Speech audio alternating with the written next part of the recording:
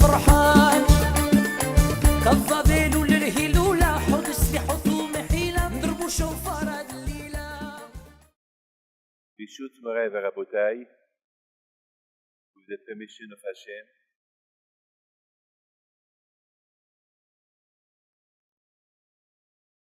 Aujourd'hui, nous sommes dans un fameux séjour de voyage dans les tombes des Tzadikim avant Be'ezat Hashem Rosh Hashanah. Donc nous avons fait beaucoup de Tzadikim, pèlerinés, et si Dieu veut, on rentre au Maroc pour la Lula de Rabbi Haim Pinto. Et comme vous savez tous que chaque année, on fait ce grand pèlerinage des Tzadikim, et il y a avec nous des gens venus de l'Australie, de l'Argentine, du Canada, de l'Amérique, et bien sûr de la France, d'Israël.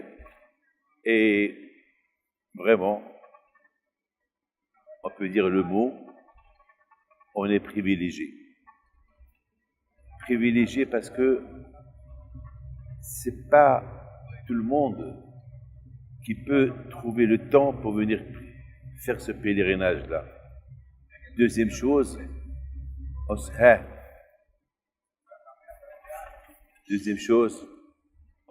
se renforce dans la Torah, on se renforce dans la religion, et bien ça nous donne après l'opportunité de rentrer chez nous à la veille de Rosh Hashanah, et si Dieu veut être sûr, avec une garantie, que Akadosh Baruch Hu, il va exaucer nos prières.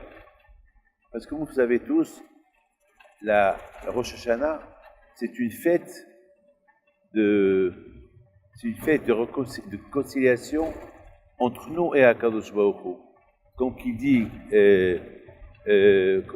nos sages, que Elul, c'est Ani les Dodi Bedodili. Moi, je suis pour Hachem, et Hachem, il est pour moi. Vous savez, on ne dit pas n'importe quelle phrase. C'est vraiment une phrase qu'elle est éclatante. C'est vraiment une phrase qu'elle est importante. Être pour Hachem, et Hachem, il est pour moi. C'est vraiment...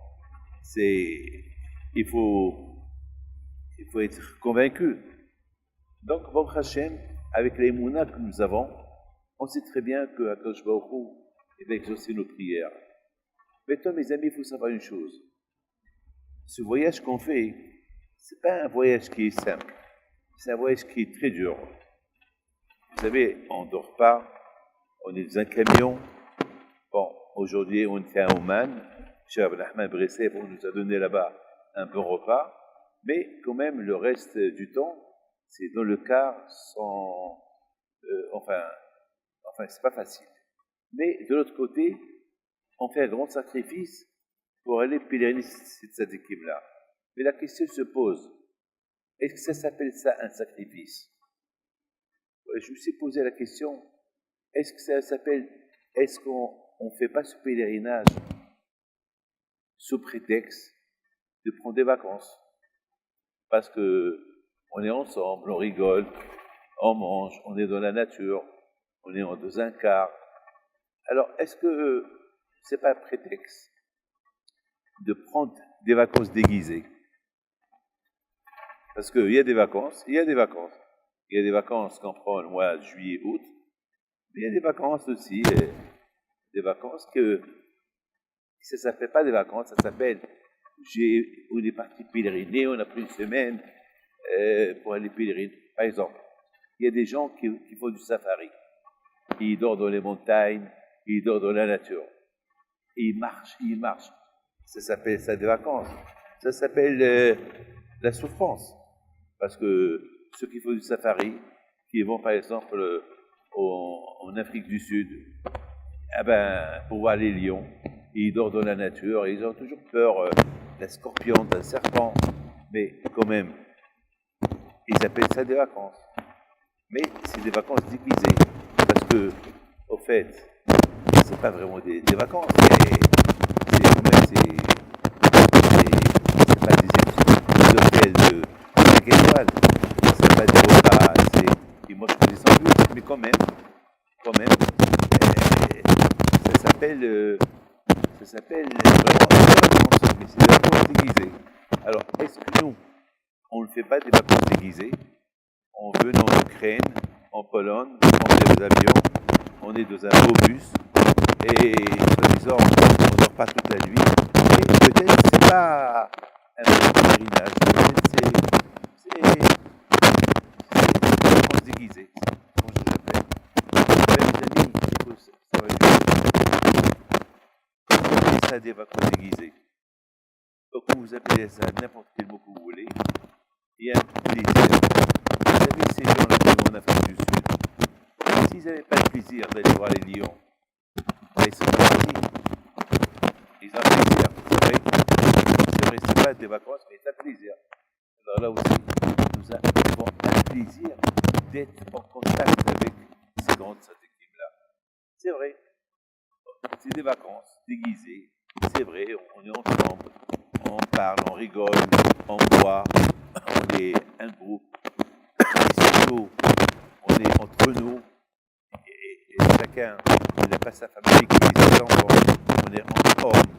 Mais quand même, le plaisir est d'aller chez les tzadikim. Parce qu'il y a quelque chose qui est caché. Aller chez les tzadikim, ce qui est caché, et c'est parce que Bémet, toute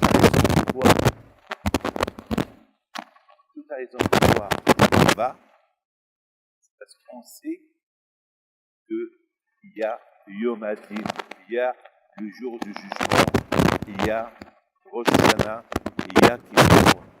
Et quand même, si vous lisez ce qu'il dit Rabbi Israël Salanter, ça fait peur. Il dit Rabbi Israël Salanter, mais lorsqu'il arrive le mois d'Elul, il faut vraiment avoir peur. Il faut vraiment avoir peur. Beaucoup de s'inquiètent. Pourquoi? Parce qu'on dit c'est le jugement. Et moi je dis autre chose. C'est pas quelque chose de plus fort. Moi ce que je dis c'est le fait qu'il y a un jugement, on n'est pas présent dans ce jugement. On n'est pas le juge. En général, lorsqu'il y a un jugement, tu vois ton avocat.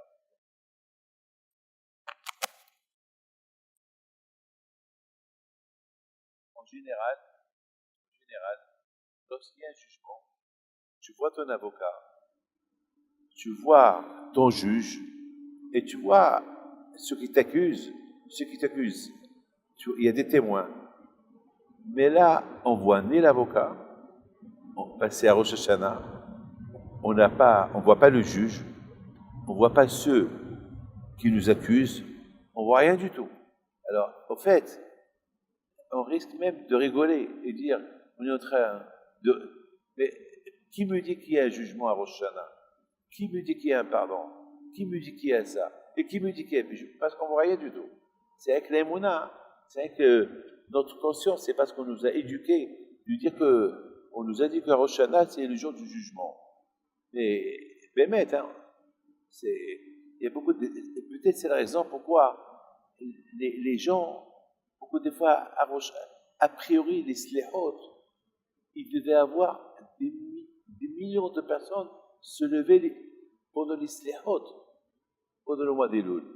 Mais c'est pas tout le monde, hein. C'est pas tout le monde. Je me rappelle, à mon époque à Essaouira, c'était tout le monde qui se levait pour les sléhot. Tout le monde était debout. Même les femmes.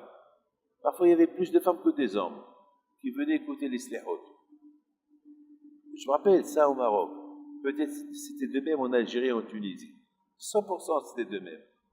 Aujourd'hui, pratiquement, c'est pas tout le monde qui le fait. Donc, il y a quelque part un échec dans notre comportement, dans notre émouna à nous-mêmes. Est-ce que peut-être, on sait qu'il y a un jugement, mais on n'est pas convaincu à 100%, peut-être ça devient comme une habitude. Rosh Hashanah Kippour, ça devient comme une habitude. Et même l'islam, c'est une habitude. Alors, c'est ça, mes amis, il y a une grande différence entre lorsque tu vois le juge qui te juge, lorsque tu vois ton avocat qui te défend, lorsque tu vois l'accusateur, et tu vois les preuves. Chacun il amène ses preuves. Et tu vois surtout les accusés, ceux qui t'accusent. Donc tu vois tout ça. Mais là, on dit il y a un jugement. On a peur du jugement. Mais où est le juge? On dit à la baie de Rosh Hashanah. Alors ça veut dire que toujours autour de l'aïmouna, ça veut dire que c'est notre aïmouna qui nous dit oui, il y a un jugement. La baie de Rosh Hashanah. Oui, il y a des avocats. Quel avocat? Ah ben les mitzvot que tu as fait. Les mitzvot que tu as fait, c'est eux qui vont être tes avocats. Parce que chaque mitzvah que tu fais, tu crées un malheur. Ben, c'est eux tes avocats. Ben, il va y avoir aussi, comment ça s'appelle, les accusateurs. C'est quoi les avérotes que tu as fait? Lorsque tu fais une faute, tu crées un ange qui va être contre toi. Il y a le Sahara. Il y a que lui, c'est le plus grand accusateur. Parce que le Sahara, lui, il va te dire, c'est moi qui t'ai poussé à faire cette faute-là. Et pourquoi je t'ai poussé? Parce que j'ai vu que tu voulais vraiment la faire. Il ne me restait que te poser pour la faire. Alors toi, tu vas lui dire, mais je ne voulais pas la faire au début. Et alors lui va te dire, mais le fait que tu l'as fait, c'est que tu voulais la faire. Alors tu vas lui dire quoi? Donc, mais tout ça, on ne le voit pas. Donc c'est la raison pourquoi, à Botaï, le fait qu'on va pèleriner les tzadikim à cette période de Rosh Hashanah et de Kippour, c'est qu'on a la conviction qu'on a besoin de ces avocats-là. C'est qu'on a la conviction qu'il va avoir un jugement, qu'il va avoir un accusateur. Et ça prouve que, quand même, je donne un parole d'honneur. Hein. Pour moi, c'est ça la raison pourquoi Akadosh Baruch Hu, il est obligé de nous inscrire dans le livre de la vie et nous acquitter de notre jugement. Pourquoi? Parce que, au fait, on dit à Hachem, le Sahara est tellement fort qu'il peut me convaincre qu'il n'y a rien du tout la veille de Rosh Hashanah. Et malgré tout, moi, qu'est-ce que je fais?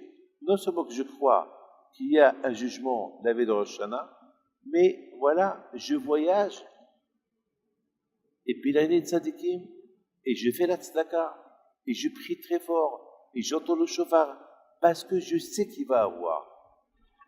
Et le Satan me dit, il ne va rien avoir. Et moi, je dis oui. Et je me convainc moi-même, pour ne pas que je me trompe, que c'est vrai, il y a un jugement. C'est de la folie, ça. En même temps, c'est la raison pourquoi, à Rosh Hashanah et à Kippour, on évoque l'histoire d'Abraham Avinu et le sacrifice de Yitzhak. Alors, vous allez me poser la question. Moi, je vous pose la question. Quelle est la raison pour qu'on évoque l'histoire d'Abraham Avinu et de Yitzhak Avinu, le sacrifice? Quel rapport avec Rosh Hashanah, le sacrifice? Quel rapport? Eh bien, le rapport, il est extraordinaire. On évoque le sacrifice de Yitzhak Avinu à Rosh Hashanah pour la bonne raison. C'est que on dit à Hachem, cette histoire-là, on n'a aucune preuve qu'il y a eu cette histoire. Et pourtant, non seulement on la mentionne à Rosh Hashanah, mais on prie à Hachem que par rapport à cette histoire-là, toi Hachem, tu nous pardonnes. C'est la folie, ça. Ça veut dire qu'on a une grande émouna en Dieu. Comme que Abraham Abinu, il a eu la émouna en toi, nous aussi on a la émouna en toi. Parce que Abraham Abinu, lorsque tu lui as dit prends Yitzhak et sacrifie-le, Abraham Abinu, il aurait pu te poser une question. Une seule question. Il aurait pu te dire, Hachem, je fais ce que tu veux, mais je ne comprends pas, Hachem. Quelle est la raison, Hachem? Pourquoi tu m'as dit, de Yitzhak, je vais bâtir une nation, et tu m'as dit que les descendants de Yitzhak, ils vont partir en Égypte, ils vont être esclaves là-bas pendant 400 ans, et tu m'as dit après, je vais les libérer, et tu m'as dit que tu vas leur donner la Torah, et tu m'as dit que tu vas leur donner Eretz Israël. Mais de tout ça, rien ne s'est passé. Alors toi, Hachem, tu savais qu'un jour tu allais me dire, prends Yitzhak et égorge-le. Mais alors pourquoi tu m'as fait toutes ces fausses promesses-là? En plus, il ne t'a même pas posé de question. Alors, il aurait pu au moins te poser une question. Il ne t'a pas posé de question. Le matin, il se lève, il prend Yitzhak il va le sacrifier. Avec une grande émouna en toi. Même ça, il n'a pas demandé. C'est pour ça, mes amis, à Rosh Hashanah, on évoque cette histoire à Hachem. Et on dit à Hachem, tu vois Hachem, donc Abraham et Yitzhak, ils ne se sont pas posé de questions. Nous, ne se passe pas de questions ce soir. Dans quel livre tu vas nous écrire? On sait très bien. Par rapport à Abraham, Yitzhak et Yaakov, et par rapport à la émouna qu'ils ont en toi, sache que nous aussi, on a la même émouna que eux. Même que ce soit on se sépare, qu'est-ce qui va se passer? On a l'émouna qui va avoir un jugement, et on a l'émouna qui va avoir des accusateurs, on a l'émouna qui va avoir des avocats, et c'est la raison pour qu'on a aidé chez les tzadikim, pour que ce soit ils sont présents. Est-ce qu'ils vont venir ou pas? On a l'émouna qui vont être présents. Et tout cela, on n'a rien vu. Et tout cela, on n'a rien vu. Donc, on essaye, on convainc Hachem de notre émouna. Lorsque Hachem y voit notre conviction, même si on est des Rechaim, à ses yeux, eh bien, il va nous prendre pour les plus grands tzadikim des tzadikim. Et de plus, on a un grand argument. On peut dire à Hachem, Hachem,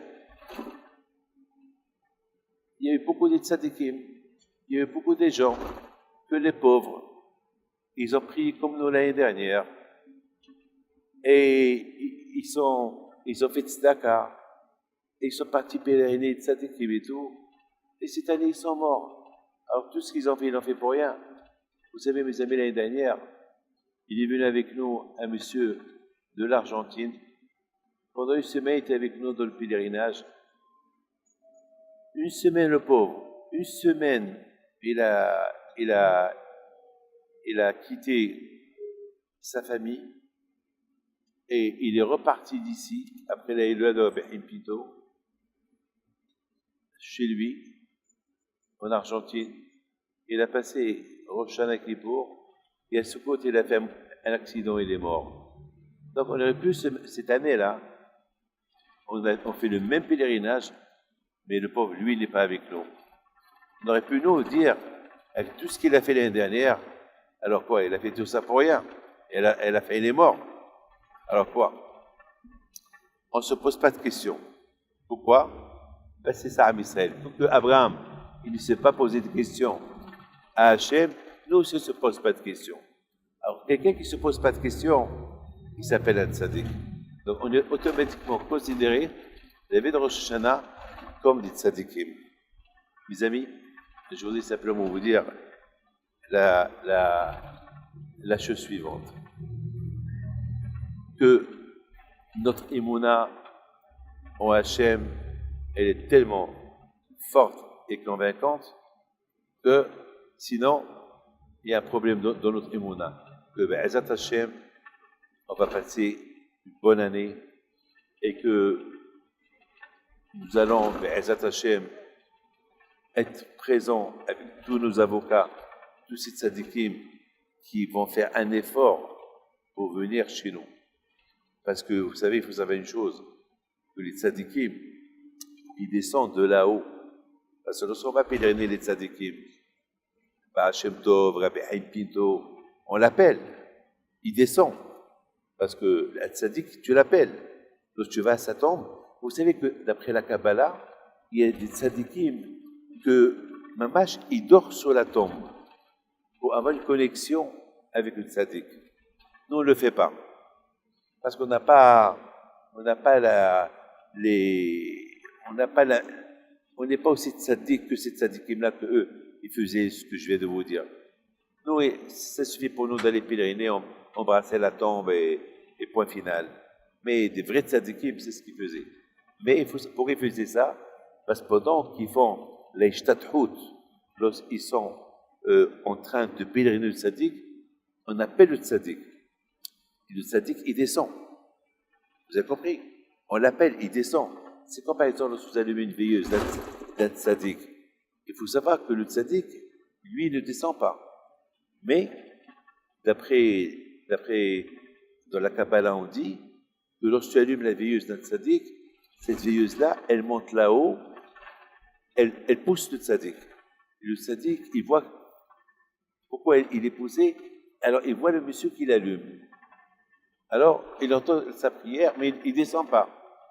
Mais pour la Iloula, lorsqu'on va périner un sadique sur sa tombe, il descend. Vous imaginez, faire descendre un sadique, c'est pas facile, hein? Parce que le sadique là-haut, il est avec Hachem. Et nous, on l'appelle. Donc, il fait un grand sacrifice, le sadique aussi, lorsqu'il descend chez toi. Nous, on croit qu'on lui fait un plaisir, mais au fait, c'est lui qui te fait le plaisir. Parce que lui, il se prive des plaisirs qu'il y a dans l'autre monde pour venir chez toi, pour qu'il exauce tes prières. C'est pas facile. Donc, ne croyez pas que vous faites un service au tzaddik lorsque vous allez en Tunisie ou au Maroc ou là où vous allez pour pèleriner le tzaddik. Ne croyez pas que vous faites un plaisir, c'est eux qui vous font un plaisir. Et tout cela pourquoi? Parce qu'on veut des avocats. Parce que ces tzaddikim-là, on le fait considérant chez eux et on leur demande, Shana Tova, qu'ils interprètent auprès d'Hachem pour nous, alors automatiquement, eux, ils considèrent notre effort qu'on a fait pour aller chez eux comme un grand effort, parce qu'aujourd'hui, on vit dans un monde de plaisir, un monde de Sahara, et pour aller pèleriner, vous savez, c'est pas, le Sahara est très fort. Alors, eux aussi, ils considèrent nos efforts qu'on fait pour eux, alors aussi, ils vont faire des efforts pour nous, pour descendre, écouter nos prières, et ils vont rester en attente que Rosh Hashanah il arrive, et ils vont voir dans quelle situation on va se trouver à Rosh Hashanah pour que eux, ils vont être des bons avocats chez Hachem. Alors, qu'est-ce qu'ils vont dire à Hachem? Voilà. Et je termine avec ça. Quel va être leur argument pour nous, pour nos défenses? Vous savez quoi? Il faut simplement dire à Hachem, Hachem, dans l'autre monde, le Sahara est très fort. Voilà. Hachem, et ces gens-là, ils ont la émouna qui est un jugement aujourd'hui. Alors Hachem, par rapport à cette émouna qu'ils ont, que tu es en train de les juger, parce qu'ils n'ont aucune preuve que tu les juges, mais ils ont une émouna que tu les juges. Alors, par rapport à cette émouna qu'ils ont, que tu es en train de les juger, alors juge-les bien. C'est la folie, ça. C'est un argument éclatant. C'est un argument éclatant.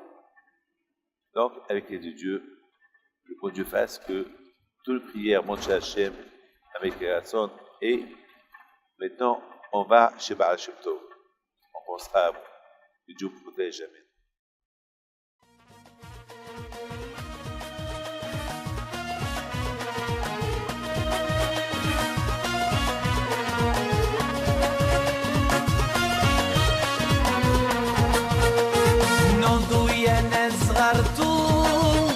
على ربيع حيم بنتو وقف لنا زي خو